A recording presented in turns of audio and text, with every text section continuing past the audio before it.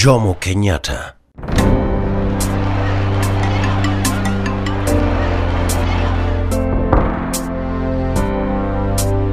First President of Kenya. All he wanted to see is an African flag flying over Kenya. President for 15 years, from 1963 to 1978.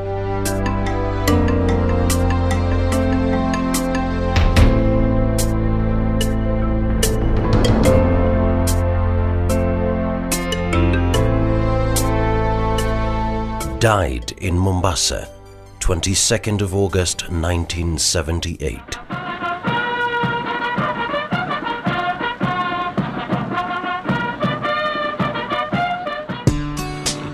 Fast forward 34 years later. Wow. Meet Uhuru Muigai Kenyatta, son of the late Jomo Kenyatta. At the age of 51, Uhuru believes he can still fit in what were once his father's shoes. Thank you, thank you. With his eye on the presidency, to Uhuru it's all systems go. Uhuru's name is Swahili for freedom. The 6'4" tall Gatundu Member of Parliament is a charming man. With the general assumption that Uhuru was born and bred in Statehouse, his childhood is obviously being viewed by his critics as an all-rosy upbringing with silver linings every step of the way. Many believe Uhuru simply wants to inherit his late father's seat, but growing up in the first family, is Uhuru a pampered prince seeking the country's presidency from a platform of entitlement? I would doubt very much that he was seeking to be president just because his father was president. It's been normal in other parts of the world as well that people who hail from families that have produced leaders at that level before have sought also to have a go at it. And I think it's a very normal and natural human happening. If your father was a coconut farmer, you are likely to try to be a coconut farmer. If he was running a bakery, you are likely to try to run a bakery. And if he was a football player, there's every likelihood that some people from the family would go that way. I do not think that they do that because they think that they have any special entitlement to that which they then aspire. Uhuru Kenyatta did not decide to be the son of Jomo Kenyatta, and he's entitled to contest for the presidency. The bottom line is Kenyans are the ones to decide who becomes their next leader. And if Uhuru Kenyatta has offered himself and is elected to become the president of Kenya, we can't talk about the sense of entitlement because Kenyans will have elected him. So that issue of whether he's a sense of entitlement because his father was a president is neither here or there. The fact is he has the resources and he has a political constituency and is qualified to be the Kenyan president. It's up to Kenyans to decide whether they're going to elect him or not.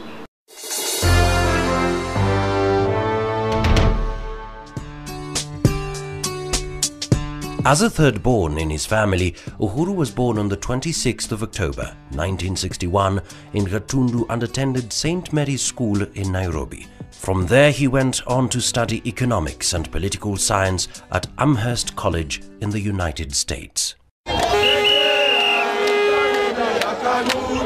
Uhuru was ushered into politics back in the 90s. At a young age, he was elected the chairman of the Kenya African National Union, KANU, Gatundu branch. At the time, this appointment was cited as a strategic move aimed at grooming the young Turk for bigger things ahead.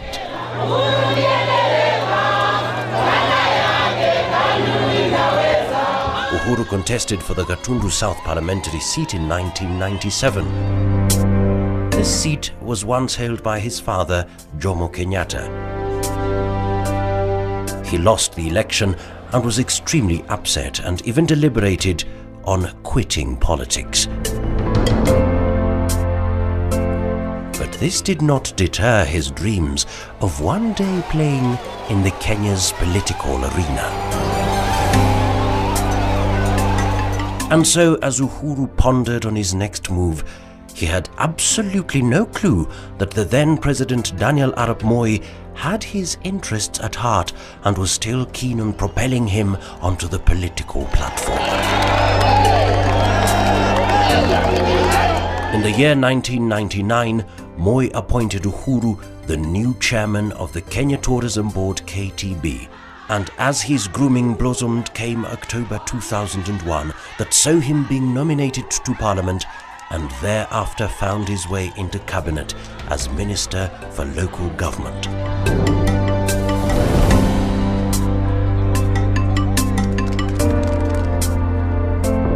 He was later to be elected as one of the 4 national vice-chairmen of KANU, alongside Musalia Mudavadi, Kalonzo Musyoka and the late George Saitoti. Uhuru Kenyatta should be seen as a member of a new generation that represents the same old order that has been there. As you know, there is such a thing as natural attrition, and there's also such a thing as birth, that there is procreation, that as living things get old and they start reckoning with the reality that they will not always be there, they want to see one of their own succeeding them. If and when you have somebody like Uhuru Kenyatta taking over, you witness a change of guard. You do not witness a fundamental change. It's the same old order with a new guard in place. Despite Uhuru's political inexperience at the time, Moi favored him and publicly endorsed him as his preferred successor. Uhuru Kenyatta na wenzao wataendesha serikali, sio Moi.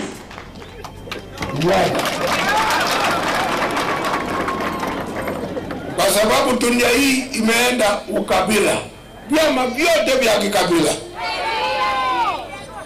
na nikaona kwamba yule ambaye anaweza kuendesha kupeleka wananchi kama vile mimi ningependelea wananchi kuongozwa ni Uhuru Kenyatta.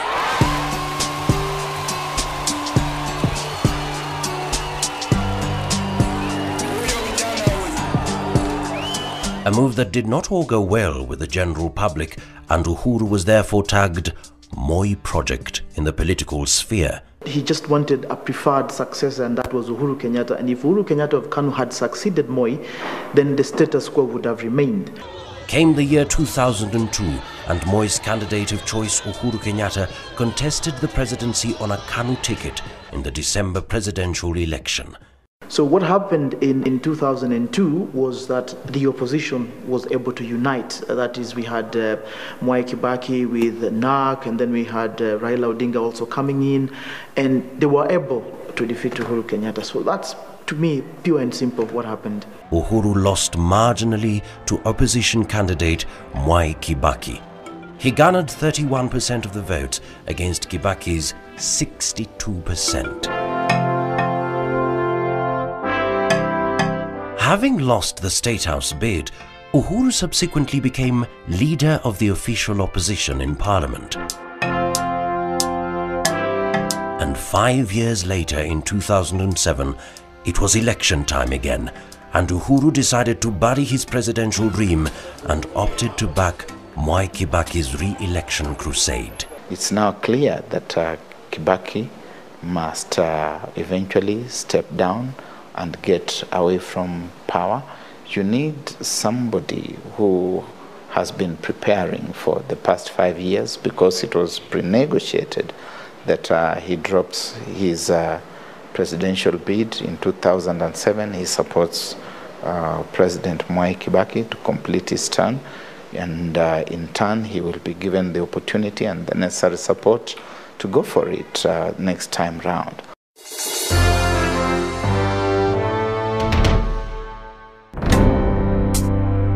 The 2007 elections proved to be extremely controversial, and Kibaki was declared the victor and sworn in late in the evening amidst claims of electoral malpractice from his challenger Raila Odinga of the Orange Democratic Movement (ODM).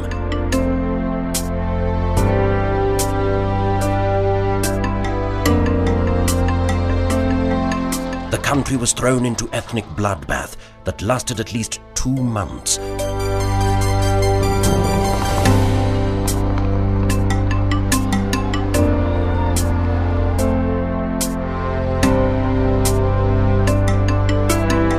Former UN Secretary-General Kofi Annan, under the umbrella of Africa Union panel of eminent persons, visited the country to spearhead a peace process that ultimately ended the nationwide ethnic conflict.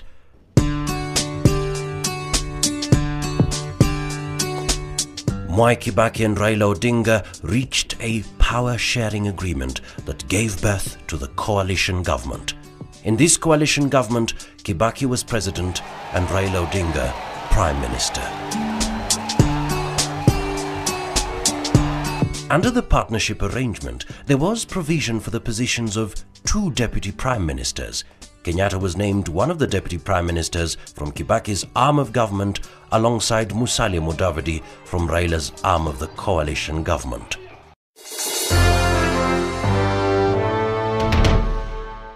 After peace was restored in the nation, Kibaki later appointed Kenyatta as Minister for Local Government in 2008. Later he was named Minister for Trade and subsequently Minister for Finance from 2009 to 2012. Uhuru held 3 key positions at the same time: Member of Parliament, Minister for Finance and Deputy Prime Minister. While serving as Finance Minister, Uhuru is credited with some successful reform measures he instilled in the money docket that have seen a change in how Treasury and government as a whole conducts its business.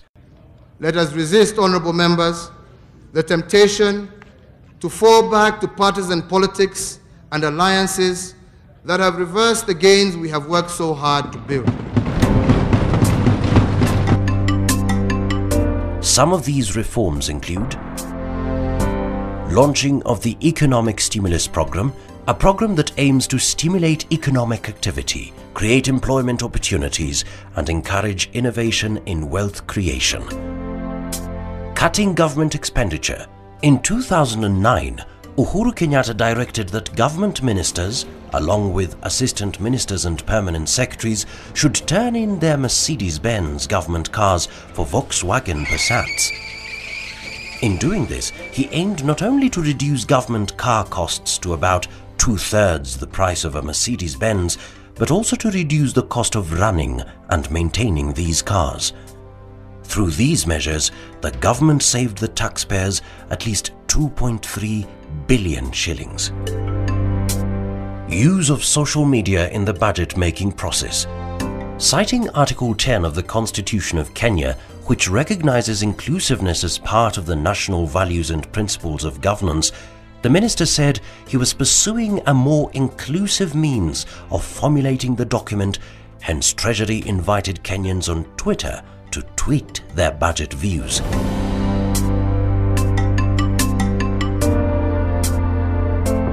Within minutes, more than 300 citizens had submitted responses to the Treasury using an online document that asked questions and also proposed measures on funding and how the government could increase its tax intake.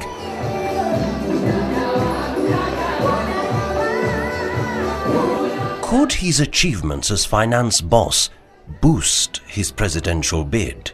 I don't think that matters now, whatever Uhuru Kenyatta did.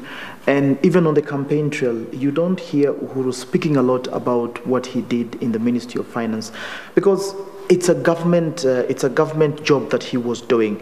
And so right now, I think Uhuru's calculations were besides what he was doing as the Minister for Finance. Yes, it's true that he did a lot to involve the youth in terms of in public participation in the budget-making process, but I don't think that will really help him in terms of his race to succeed President Mwai Kibaki. I think the calculation is if he can get the Mount Kenya vote behind him, and William Ruto also packs in the Kalenjin vote from Rift Valley, then if you're looking at the absolute numbers, they have an advantage over their competitors. If we were to go purely on the basis of economic growth and indices and say that these were the reasons why someone should be voted into office in the African context and definitely in Kenya, it would not work. Yes, the economy has grown. You cannot doubt that because numbers do not lie. The economy has grown. But it's also true that those who live in abjectness have found themselves sinking deeper into abjectness. So you cannot use those indices in a situation such as ours and think it can win you votes. In spite of his huge success at the helm of Treasury, graft allegations rocked his finance ministry when serious budgetary discrepancies were reported. On the 29th of April 2009, Uhuru faced a scare after he presented a supplementary budget that was approved by Parliament. The purpose of this supplementary budget was to cover the deficit that had arisen due to the sluggish economic growth that Kenya had experienced. The government required an additional 40 billion shillings, but compromised on a figure of 22 billion shillings, putting aside non-priority expenses. Uhuru had presented the bill which Parliament unanimously voted for, but soon after questions were being raised when Imenti Central MP Gitobu Imanyara cited discrepancies as to what exactly had been approved by the House. According to Imanyara, it appeared as though Parliament had voted on 31 billion shillings as opposed to 22 billion shillings that they thought they were voting on, the difference totaling to 9.2 billion shillings. Uhuru defended the budget bill that had just been passed but later admitted that there were computer or typographical errors in the budget bill. Uhuru was later investigated by the CID and Parliamentary Committee. He was cleared of any wrongdoing by the Joint Finance and Budgetary Committee after investigations were concluded. In a different part of the world, he would have resigned. He would have been investigated, and the nation would have been given a truthful picture, or a comprehensive picture for that matter. It's possible that what we were told was truthful, but it was not convincing. It was not comprehensive. And this might be something which future generations may want to reopen, go back into these budgets and ask ourselves, have we had these so-called typographical errors in our budgets through our history? Was it the first time? Was it the only time? Those are things that need to be interrogated.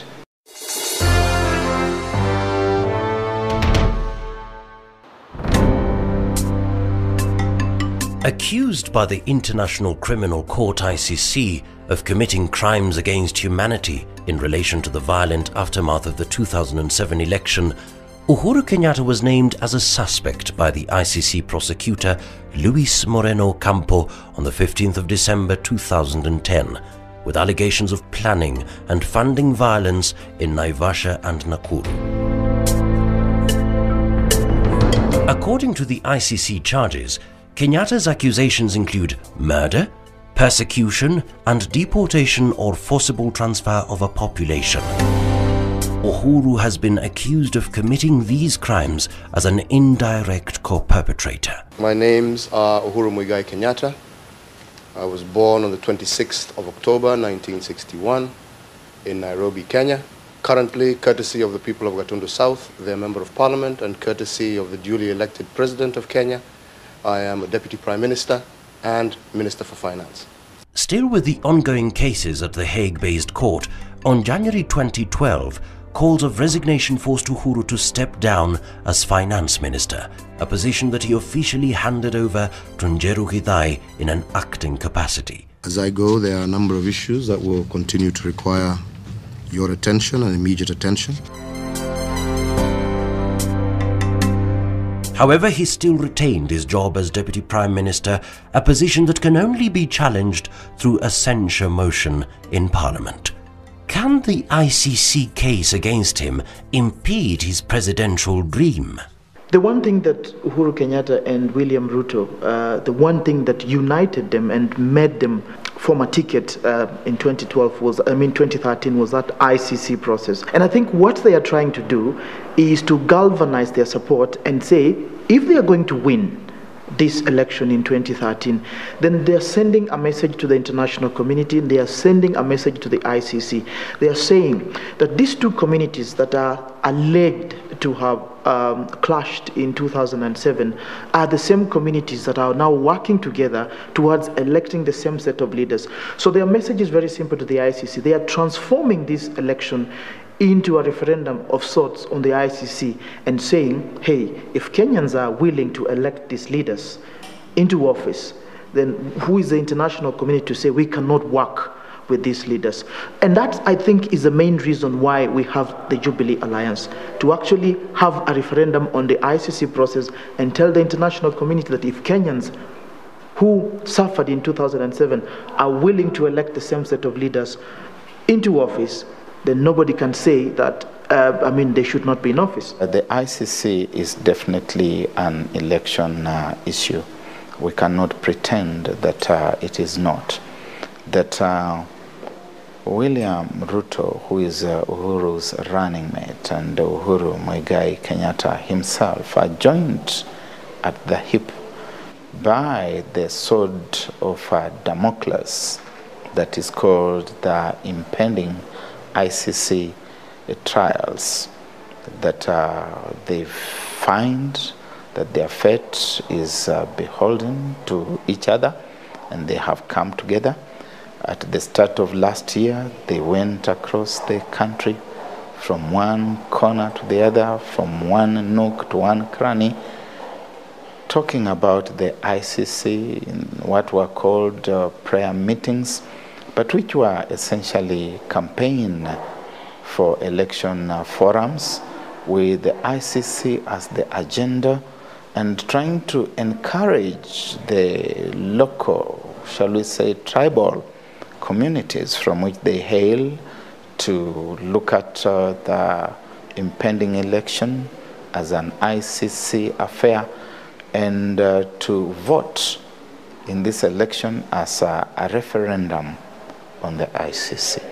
It remains so. It cannot be wished away.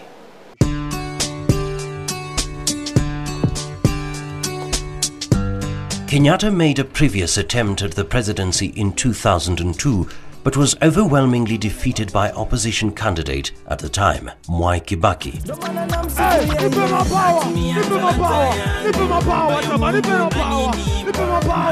Fast forward 10 years later, and Uhuru believes his long wait could soon pay off.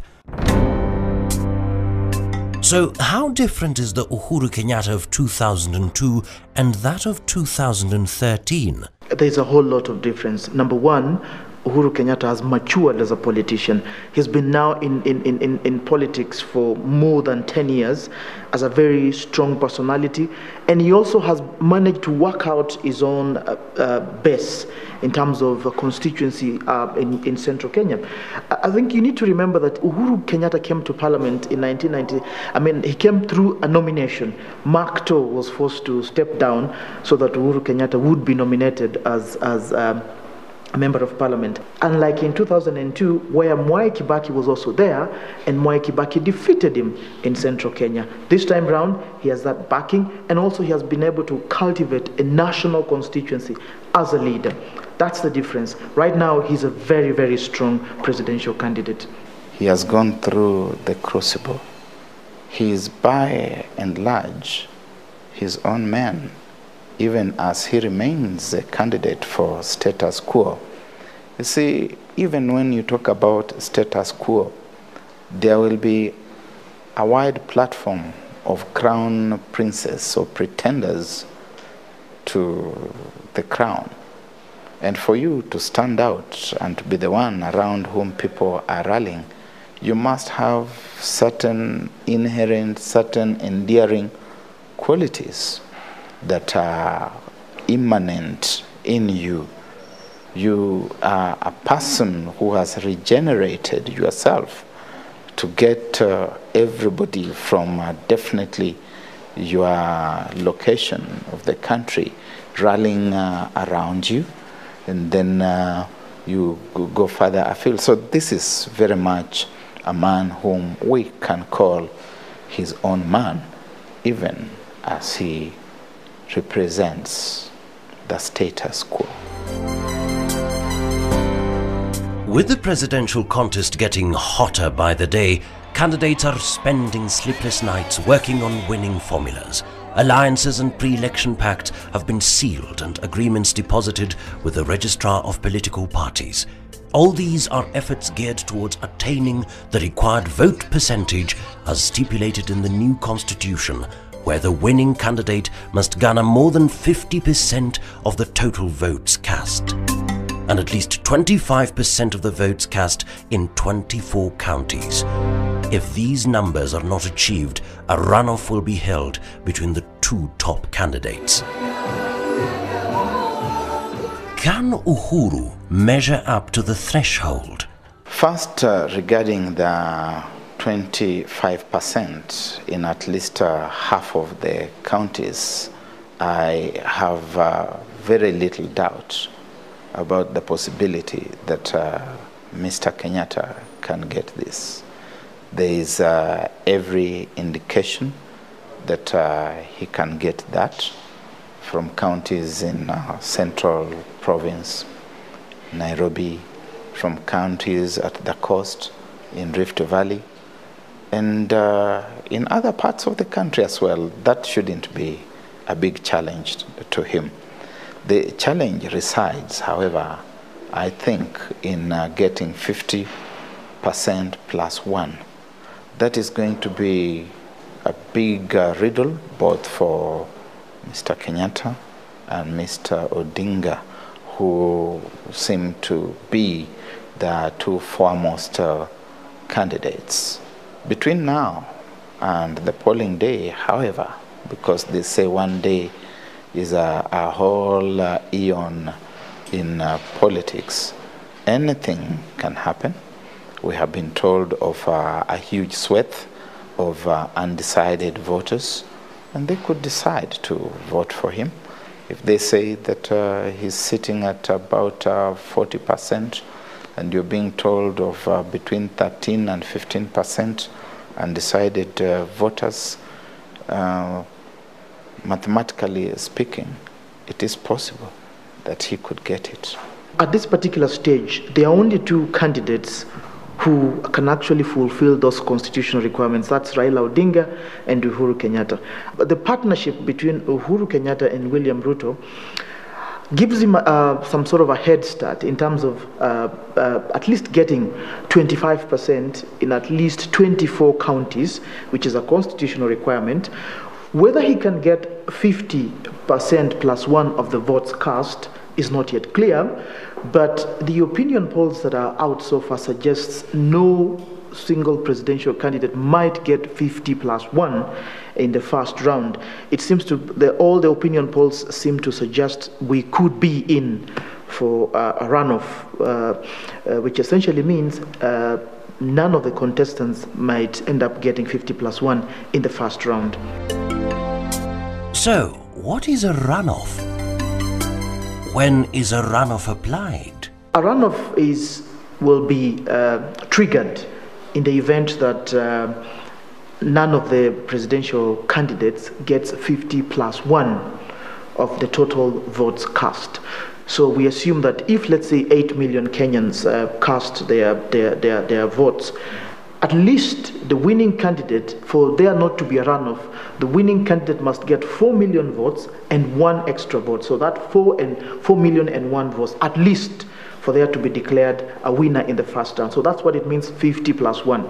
Now, in the event nobody gets 50 plus 1, we must go for a runoff. And a runoff will be between the candidate who came as number 1 and the candidate who came as number 2. In the run-up, which will be held at least 30 days after the announcement of the results, it doesn't have now to be 50 plus 1. It's any victory in the runoff.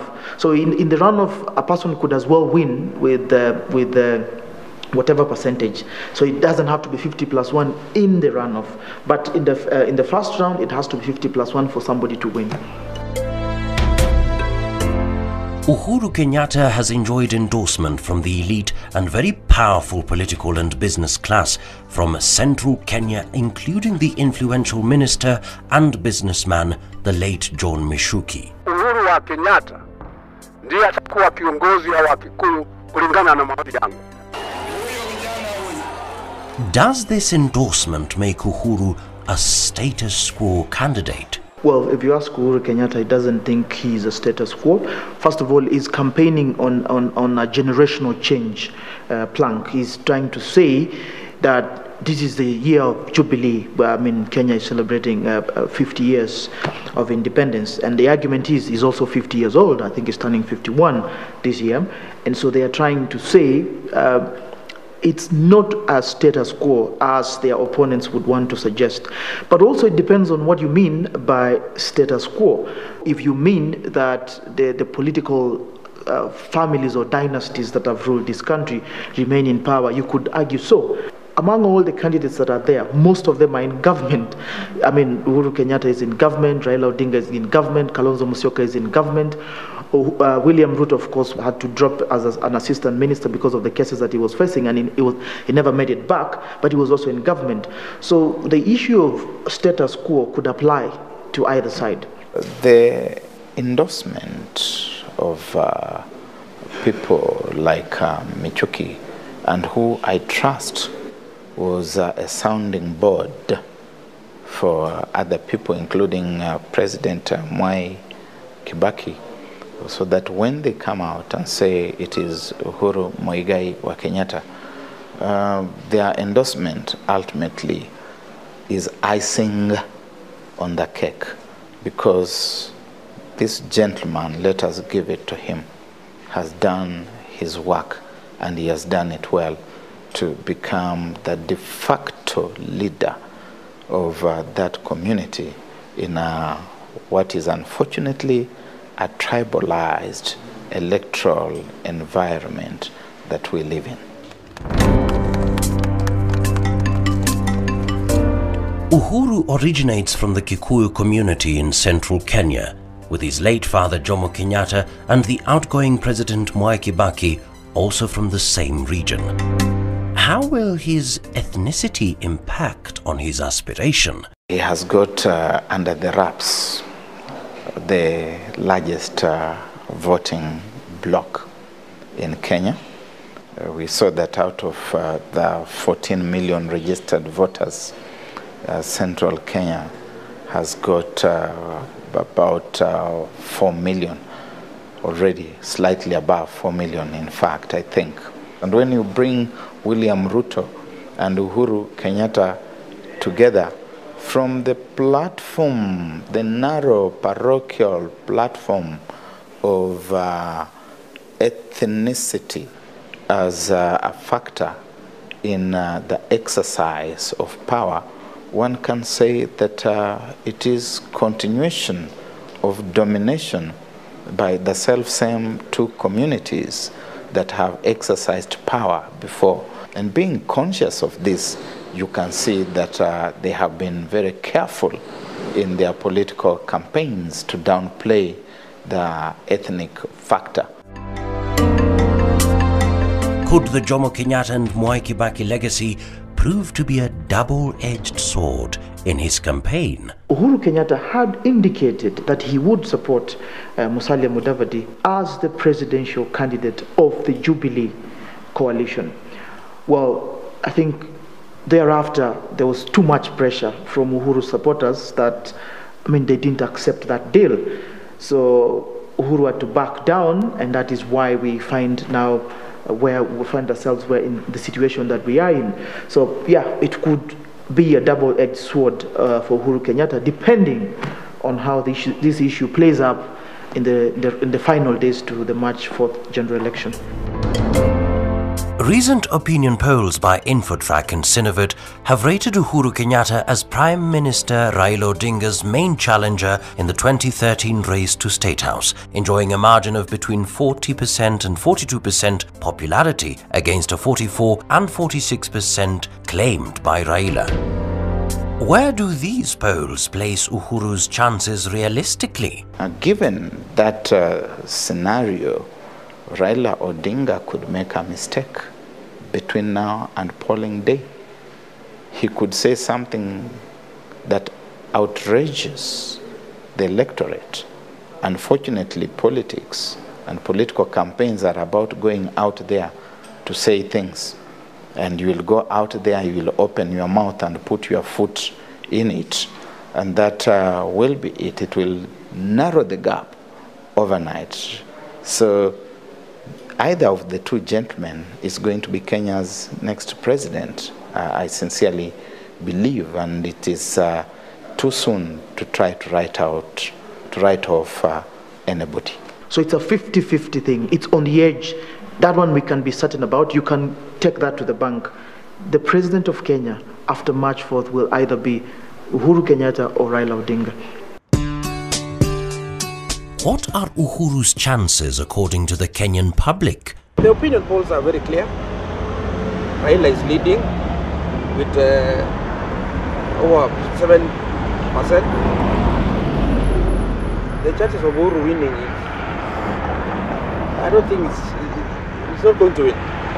For me, I believe if it's about issue base, chances are 50-50. But if it's about tribe, I see Uhuru winning, because they have most votes in Rift Valley, which are the best places where people have registered. We have Central and Rift Valley. If we have 3 billion, 3 million, and we say at least 80% go to Uhuru, that's it.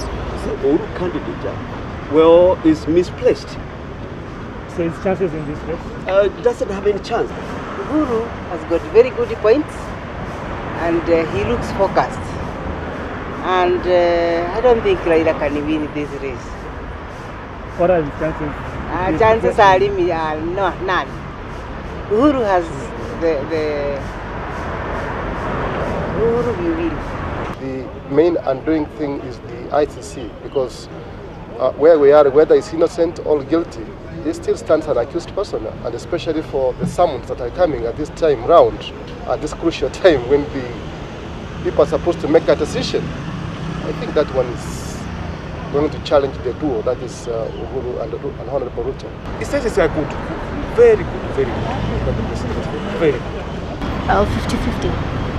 Do you believe? 50-50.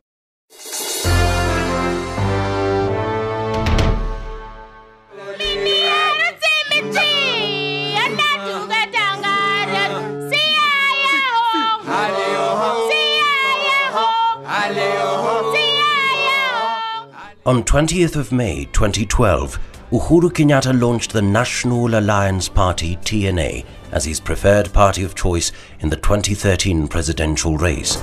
The party slogan is, I believe, tunaweza. I believe, shimoja ndoto moja, naamini every Kenya. I believe, shimoja ndoto moja. In a launch that was beamed live from KICC Nairobi, Uhuru affirmed his strong desire for the country's leadership, saying his presidency will mark a new dawn. Today, as we launch the National Alliance, the alliance of believers, a vessel in which Kenya will sail to the shores of unity, peace, and prosperity. Uhuru's TNA party has a dove symbol representing peace. According to observers, the choice of a dove is a well-thought idea that comes in handy to counteract the tag of aggression on his head ensuing from allegations of having funded crimes against humanity following the 2007 elections. The choice of the dove was deliberate, was a clever one for Uhuru and TNA, because he's been indicted for the worst crimes that the human mind could possibly conceive. And he wants to demonstrate that he is different, he's not that. And William Ruto, who is co-indicted with him from the opposite side of those who clashed in 2007-2008, joins in, and so they meet very snugly under the wings of this dove. If elected president, how does Uhuru intend to reconcile a country that is still recovering from the effects of ethnic wars? He needs to start winning Kenyans' confidence that if he became president, he would not be a vindictive leader who would round up his opponents and throw them in detention or something like that. And his minders need to look at that aspect of his projection of himself to the public. Uhuru Kenyatta and his counterpart William Ruto had publicly signed a pre-election deal and deposited the agreement with the Registrar of Political Parties. In this deal, the two parties, that is Uhuru's TNA and Ruto's URP, agreed to share power on a 50-50 basis. Uhuru will be president and Ruto vice president. Out of the 22 available ministerial posts, 11 will belong to TNA and another 11 to URP. However, after signing the pact, a day later, the two parties received Deputy Prime Minister and Member of Parliament for Sabatia Musalia Mudavadi. On a day that witnessed a lot of confusion and last-minute rush as parties were busy closing down on partnering deals, Mr. Kenyatta, the National Alliance TNA, Mr. Mudavadi, United Democratic Forum UDF, and Mr. Ruto, United Republican Party URP, amended the earlier deal between Uhuru and Ruto to accommodate and bring on board the Sabatia Member of Parliament. According to close sources at the time, the new deal stated that Uhuru and Mudavadi will fight for the coalition's presidential ticket through a joint party nomination, while Mr. Ruto retains the running mate position regardless of who wins the party nomination ticket. The three-party alliance was then dubbed the Jubilee Coalition. But not long after, the newfound marriage started rocking when a disagreement occurred after the United Democratic Forum UDF party leader Musalia Mudavadi claimed Uhuru Kenyatta had promised to withdraw his presidential candidature in his favor. He had decided to withdraw his candidature and wished to support me as the coalition candidate. Mudavadi said he had signed an agreement with the National Alliance TNA leader in the presence of their lawyers and Eldoret North Member of Parliament William Ruto, the third pillar of the Jubilee Alliance. This deal was not honoured even after Uhuru admitted Mudavadi's claims as true and TNA delegates rejected it, leaving Mudavadi back to the drawing board. Whether it be that agreement was entered into through coercion, undue influence, blackmail, or whatsoever kind of duress, we as a party do say we are not a party to it. Uhuru Kenyatta, after doing a boardroom deal with Musalia Mudavadi and William Ruto, and coming out and announcing that he will not be on the ballot paper, but William Ruto will be the running mate and Musalia Mudavadi will be the presidential candidate. Immediately thereafter, they agreed, and I think a week after, Uhuru Kenyatta went out on a blitz, trying to talk directly to the Kikuyu voters and telling them that we have been informed that if either me or William Ruto become the president, then there will be a backlash on the because of the ICC issue. There will be sanctions against Kenya. And therefore, that's why we are deciding to put Musalia Mudavadi as a presidential candidate. Of course, his supporters did not buy into that. His supporters refused to accept that. And Uhuru Kenyatta had to change his mind. And by changing his mind, something also happened. It happened that was around the time IEBC had just finished the voter registration. And when they did their calculations, they looked at the Mount Kenya votes, they looked at the Kalenjin votes, they realized that maybe they don't need Musalia Mudavadi if they're going to win. That's using raw numbers, because if you use their raw numbers, they seem to, they are convinced that they can get up to almost 7 million votes without Musalia Mudavadi's input. UDF later quit the coalition. Mudavadi left ODM as a spoiler. Either he knew that he was a spoiler or he did not know, in which case we must credit him with a lot of political naivety if he did not know that he was being recruited as a spoiler. If he knew what was happening, then we are likely to read tragic mischief in the so-called fallout between him and the Jubilees, because his role is simply and squarely to harvest and harness the Luhya vote and throw it into the pit latrine, so that that vote being denied Raila Odinga will give Uhuru and Jubilee the opportunity to romp home.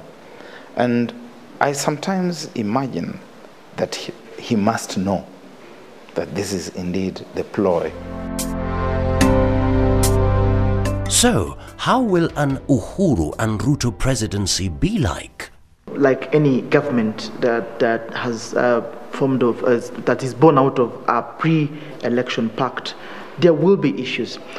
But I think the real test of that government will come at the stage when the ICC issue is done. Because the glue that binds Uhuru Kenyatta and William Ruto is the ICC process. They were not natural partners before the ICC issue came about. So the day the ICC issue is done with, let's say the cases are dismissed, then everybody becomes their own person, then you are bound to see a lot of maybe internal conflicts within that coalition. But as long as the ICC issue remains alive, Uhuru Kenyatta and William Ruto will remain the best of buddies, politically and personally. It would be a very, very troubled presidency. Naturally, I wish them well. I wish their competitors well as well. But let us be very truthful about this. If the Jubilee coalition wins this election, that will not stop the ICC process. And therefore, the president and the deputy president have got one of two choices. One is to honor the summons and go to The Hague for their trial. And for a period of about 2 years, the country will be in a crisis, because you do not have the president, you do not have his deputy, you do not know how the affairs of state should be run. In the alternative, they can dig in and say, we are not going. And I think that they've been preparing Kenyans and the world for that alternative. You listen to them, they've been saying, what we care for is the decision of the people of Kenya and our sovereignty. We do not care about foreigners and their thoughts and what they want to do, which means that the day you have President Uhuru Kenyatta in Statehouse with William Ruto as deputy president, they will say, look, our people have spoken. We don't really care for you, and we are not honoring any summons.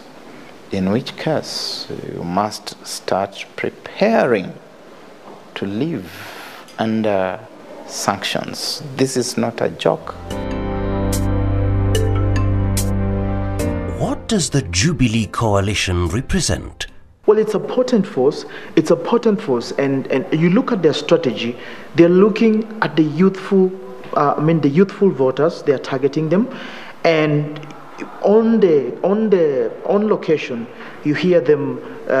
You hear them talking about Man UK. You know, Man UK trying to appeal to the urban youth, trying to appeal to the young people. They are also campaigning on a platform of generational change, and you can hear them saying that their rivals, their main rivals in the Code Alliance, are analog. And they're talking about, they're branding themselves as the digital generation. Now that's a potent force, because if this works out and they are able to excite this generation of very youthful voters and pull them to come out and vote on March 4th, they are a very, very powerful force. Remember, like I've told you earlier on, they pack the Mount Kenya vote. Some argue not in its entirety, but they also pack the Kalenjin vote. Maybe some not in its entirety, but it's a very potent force in this election. Ruto and Uhuru are among 4 Kenyans facing crimes against humanity charges at the International Criminal Court (ICC) in The Hague. The question of integrity or suitability to hold public office, as enshrined in Article 10 of the Constitution, may still appear to be a thorn in the flesh for Uhuru. Analysts believe Mudavadi was encompassed in the New Deal as a compromise candidate to take over in the event Ruto and Uhuru's proceeding at the ICC proved to be a hindrance. He was a compromise candidate, because if he was going to be a presidential candidate, then Uhuru Kenyatta was not going to be on the ballot. So something had to give way for Musalia Mudavadi to become the Jubilee presidential candidate. If ever there was going to be a compromise candidate on the basis that maybe the courts had decided otherwise, that candidate was going to be Eugene Wamalwa. But these people are playing to a very clearly orchestrated and rehashed script that Mudavadi and Wamalwa discovering or being discovered, because these people have done their own opinion polls, they've done their surveys. In fact, one of the best planned and managed political campaigns for this election is the Uhuru Kenyatta camp. They have done it the way these things should be done. They have done their surveys, and the surveys have indicated that Wamalwa, if you are with us, you are not going to bring the Luhya vote on board. Mudavadi, if you are with us, you are not going to bring the Luhya vote on board. And this vote is going to go the ODM Raila Odinga way. So the best thing for us to do is to play up a separation, even a hostile one, so that the community that you come from will see you as a betrayed people, and they will feel bad about it, and they will vote for you. As they vote for you, you are securing that vote from going to our opponents. If Uhuru is elected president and Ruto vice president, despite the ongoing ICC cases against them, what would be the projected impact and dynamics of prosecuting a sitting president and sitting vice president under the Rome Statute? The cases are staggered, and they will not be required to be at The Hague all the time. They will just be going there, I think, for the initial appearance, and then subsequently their lawyers can argue their cases out, and if and when they are required, they will be there. Now remember, the constitution was changed in that we have a deputy president who is an executive deputy president. Remember, we've been having a vice president who has not really been like taking charge when the president is not there. And the cases are staggered in such a manner that when the first suspect is there, the other one, because the cases are different. When one is there, the other one is here in the country. So their argument is that they can still run the country even when they're there, and the government has its own systems and structures that, notwithstanding the president being away, it can survive. So that's really the point. So what next for Uhuru if he loses at the polls? After elections, we will have cabinet secretaries. Now, these cabinet secretaries will not be members of parliament, and the parties will be able, or rather the ruling party or the coalition that has formed the government will be able to pick these people. Remember, there are 22 cabinet portfolios, and these people can pick even a loser in the presidential ticket. That's possible.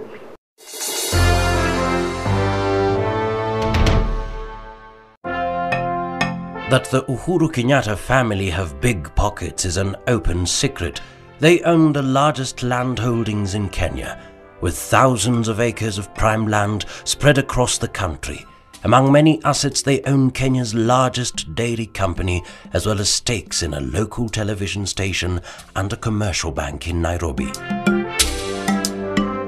According to recent publications by Forbes magazine, Uhuru's personal fortune is estimated to be about 47 billion shillings or $500 million. He was rated among the top 40 richest men in Africa at position 26.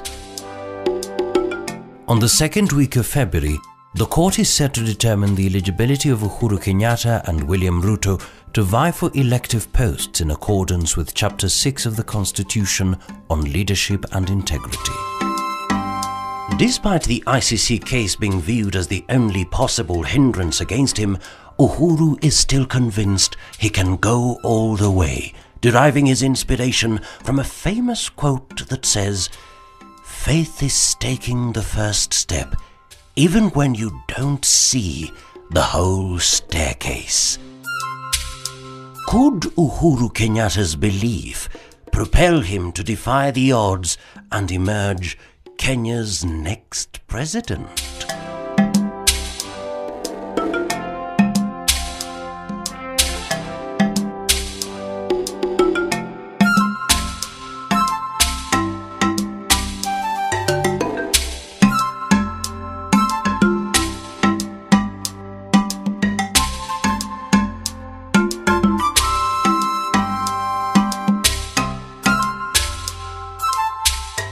The Road to Statehouse analysts' interviews were shot at Classic Mouldings. Classic Mouldings, bringing spirit and soul to interiors across Africa.